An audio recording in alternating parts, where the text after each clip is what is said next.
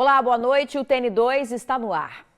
3 estelionatários de Brasília foram presos aqui no Espírito Santo. 2 são ex-policiais e tinham acesso a dados das vítimas. Eles falsificavam documentos para fazer contratação de empréstimos consignados. Um dos suspeitos foi identificado no momento em que estava dentro do banco. Os alvos eram servidores públicos federais. A polícia prendeu na tarde desta terça-feira um trio suspeito de aplicar golpes na contratação de empréstimos consignados. 2 deles são ex-policiais de 55 e 59 anos e um vendedor de veículos de 43 anos. A quadrilha é do Distrito Federal e chegou ao Espírito Santo no início do mês. Segundo o inquérito, um ex-escrivão da Polícia Civil era o líder da organização criminosa. Era ele quem conseguia os dados pessoais dos servidores.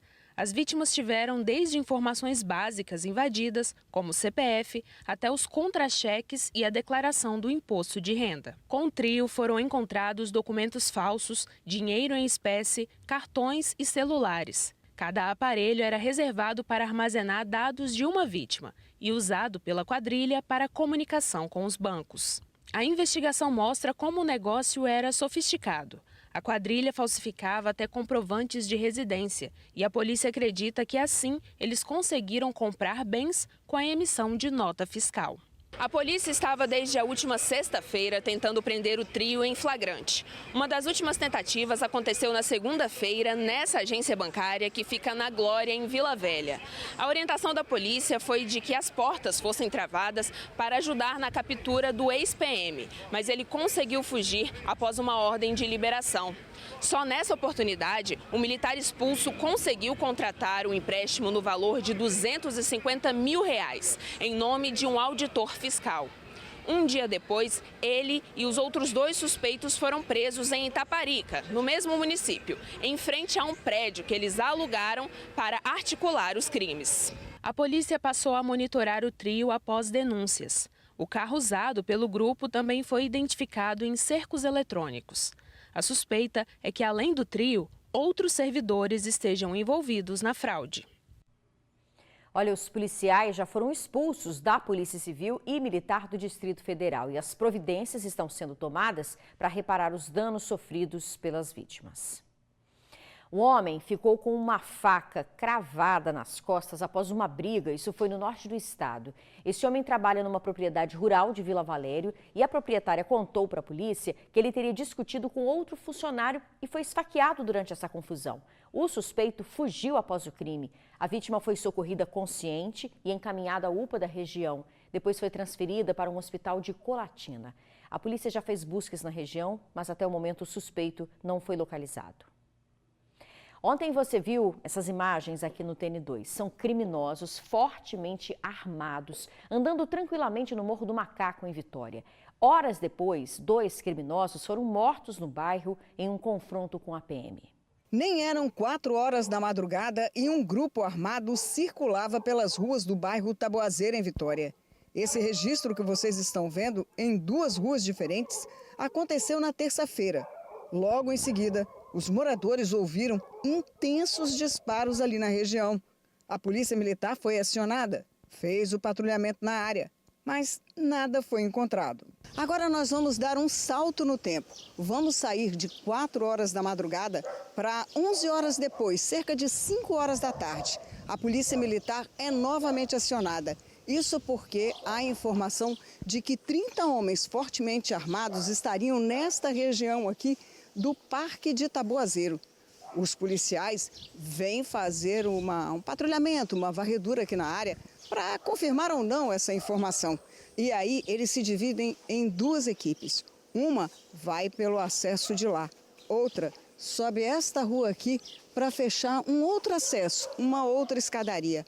E é justamente lá no alto que o confronto entre a polícia e o pessoal que está lá em cima, que seria de uma facção, acontece. Em relatório, os policiais informaram que após se dividirem e cercarem o morro, encontraram com homens dentro da mata.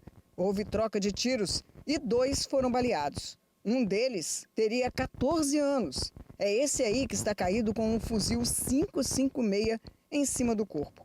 Um outro suspeito de estar envolvido no confronto também foi atingido mas morreram no hospital. A nossa força tática foi direcionada para fazer uma operação. Ela foi recebida a tiros, em legítima defesa, estrito cumprimento do dever legal. Houve o pronto revide, 2 indivíduos foram baleados. O adolescente de 14 anos já teria sido apreendido outras vezes.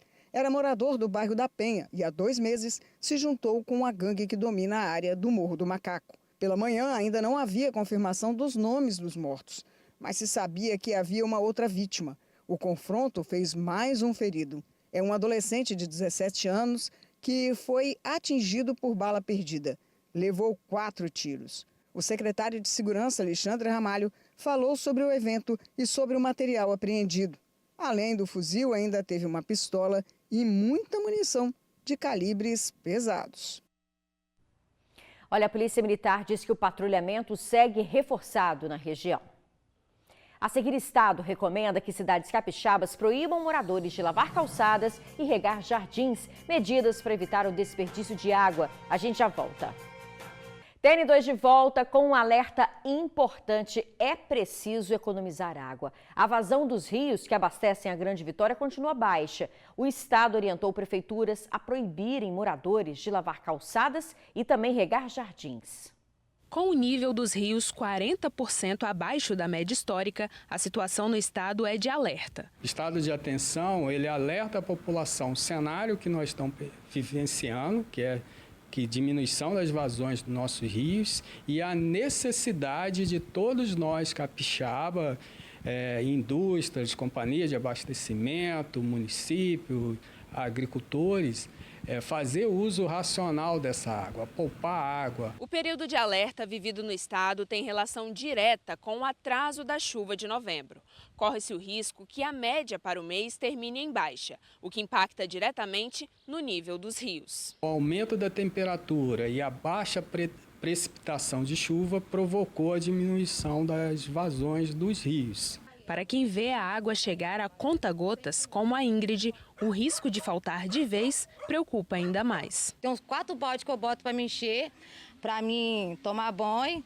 E se acabar, se não cair água, por causa de vizinho tomar banho, que é lá para baixo tem como tomar banho, que lá não falta água, agora aqui falta mais água do que lá embaixo. O diretor técnico da Agência Estadual de Recursos Hídricos explicou que estado de atenção não significa risco de racionamento ou falta d'água, e sim que mais do que nunca é momento de poupar. Nas residências, verificar vazamentos de água, principalmente na caixa de descarga do banheiro, que é muito comum, né? Uma descarga que está roubando água ali, né?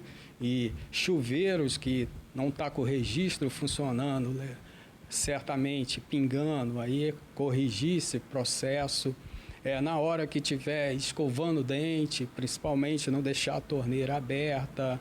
Aqueles moradores que têm máquina de lavar, que utilizam, que têm condição em suas residências de fazer o reaproveitamento dessa água da máquina de lavar para lavagem de calçada, limpeza, outras questões, devem fazer, né, uma forma de economizar água. Tem que economizar, porque senão eu vou pagar caro depois.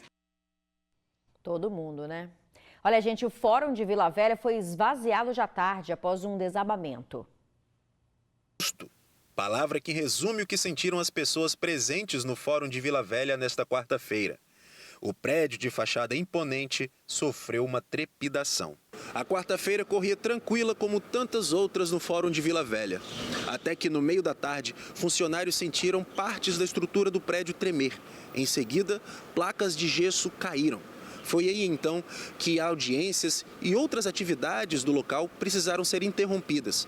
O expediente foi suspenso e todos tiveram que evacuar o local. Alguns servidores disseram que sentiram uma trepidação na estrutura do prédio e que algumas placas de gesso se deslocaram. Felizmente não houve nenhum ferido, não houve nenhuma intercorrência mais grave, mas o juiz diretor do foro, Dr. Flávio, ele determinou a evacuação do prédio, suspendeu o expediente na tarde dessa quarta-feira, até para que fosse acionado o setor de engenharia do Tribunal de Justiça e também a Defesa Civil. Enquanto nossa equipe estava no local, funcionários do CREA se preparavam para iniciar as vistorias e avaliar os impactos causados na estrutura do prédio. Numa análise preliminar, o setor de engenharia entende que não há nenhum risco de desabamento e que essa trepidação poderia ser consequência de uma obra que está ocorrendo numa via pública na parte de trás do Fórum de Vila Velha. Essas são as informações que eu tenho até o momento. Em Vitória, incentivos fiscais e financeiros para quem faz a reforma dos imóveis. Apesar disso, só no centro de Vitória, gente, mais de 60 proprietários foram intimados por deixarem os prédios em situação de abandono. Uma olhada rápida para o alto e é fácil encontrar rachaduras e infiltrações em prédios do centro de Vitória. Alguns estão abandonados há tanto tempo que até mato já cresceu nas estruturas de concreto. A consequência mais recente desse problema aconteceu na semana passada. Um senhor que caminhava na rua Duque de Caxias quase foi atingido por pedaços da construção. Depois do acidente, a reforma no prédio começou. Ele já pertenceu à União e ao governo do estado e já havia recebido 2 notificações. Agora é uma propriedade particular. Em setembro do ano passado, a fachada de um prédio na Jerônimo Monteiro caiu sobre a avenida. Um trabalhador chegou a ser ferido na mão. Pelas ruas do centro, o perigo iminente faz com que as pessoas caminhem sob alerta. A gente tem que ter medo, né? Porque essas marquises de hoje do centro de Vitória, a gente tem que ter medo porque não tem nenhuma segurança, né? Então como eu sou precavido, eu já não passo debaixo de marquises, entendeu? Evito até passar debaixo, né? Porque é o que mais tem marquise velha aqui. A responsabilidade pela manutenção dos imóveis é do proprietário. A multa aplicada pela Prefeitura de Vitória tem valor fixo, R$ 1.114 por dia. Ela começa a valer após o vencimento da notificação, que respeita um período de 5 dias, podendo chegar até 2 meses, dependendo do grau de risco. Nós temos aqui no centro, né, um mapeamento feito onde foram apresentados 199 imóveis que nós estamos monitorando. Desses imóveis, no grau de chamar de risco alto ou médio, 56 tiveram essa classificação. Desses, nós notificamos todos, né, no primeiro momento, 34 já tomaram as providências necessárias, os demais estão em processo de negociação de projeto para readequar e até mesmo de multa, porque a partir do momento que não toma providência, o prazo se estabelece e a multa é aplicada. O secretário de Desenvolvimento de Vitória explicou ainda que existem incentivos fiscais para quem reforma no centro histórico. Se for um prédio de destinação comercial, de viagem econômica, ele pode ter o benefício da redução do ISS. Quem se enquadra no retrofit passa a ter a isenção de 5 anos de IPTU para aquele imóvel. Boas medidas, né? Denúncias sobre prédios em situações precárias podem ser feitas na prefeitura mesmo, pelo telefone 156. A seguir, crédito de até R$10 mil para estudantes do programa Qualificar ES. Os detalhes em instantes. O Espírito Santo ficou entre os 8 estados com a menor taxa de desempregos no país. O governador Renato Casagrande comemorou nas redes sociais. Os dados do IBGE foram divulgados hoje. O estado atingiu a taxa de 5,5% de desempregos no terceiro trimestre de 2023, ficando abaixo da média nacional, que é de 7,7%. O governador afirmou que segue trabalhando para construir um estado que ofereça mais oportunidades aos capixabas. E os estudantes do programa Qualificar ES do governo do estado vão ter acesso ao empréstimo de até R$10 mil. O objetivo é estimular o empreendedorismo. O talento é de artista. O esmero é de quem ama o que faz. As mãos que fazem o trabalho minucioso são de Viviane da Silva, empreendedora e aluna do Qualificar ES. Fiz panificação, salgado, confeitaria, fiz docinhos para festa. Na parte de gastronomia já fiz quase todos pelo Qualificar. Isso que é gabarito, hein, Viviane? E logo em dezembro ela já vai ganhar mais um certificado, o de bolos artísticos. As alunas realmente aprendem assim, do básico, a preparação de massas, recheio, estruturação, a decorações básicas, até mais finalizações finas, né? E dá todo o suporte para elas empreenderem de uma forma muito completa nesse ramo da confeitaria. Para melhorar, só tendo uma graninha para investir.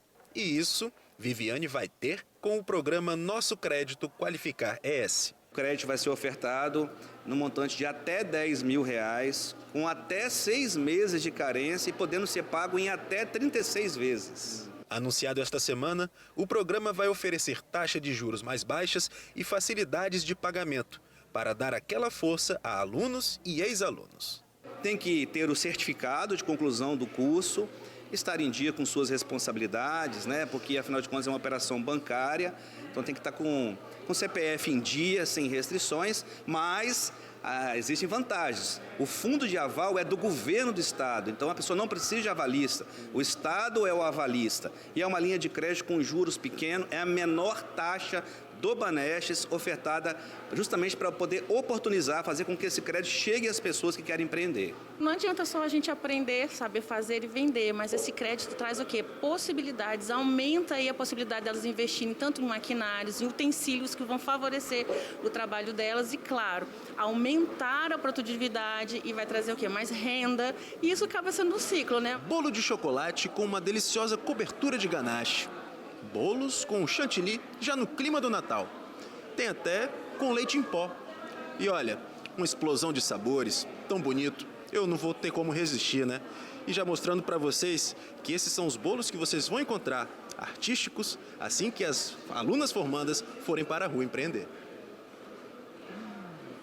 Bem-vindo, porque a gente consegue ampliar nossas vendas, consegue comprar uns equipamentos decentes para a gente poder fazer mais coisas para vender.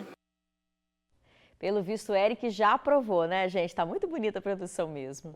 Olha, esses empréstimos poderão ser feitos só no ano que vem. A taxa de juros é de 1,15% ao mês. Parabéns a todas que estão empreendendo, viu, gente?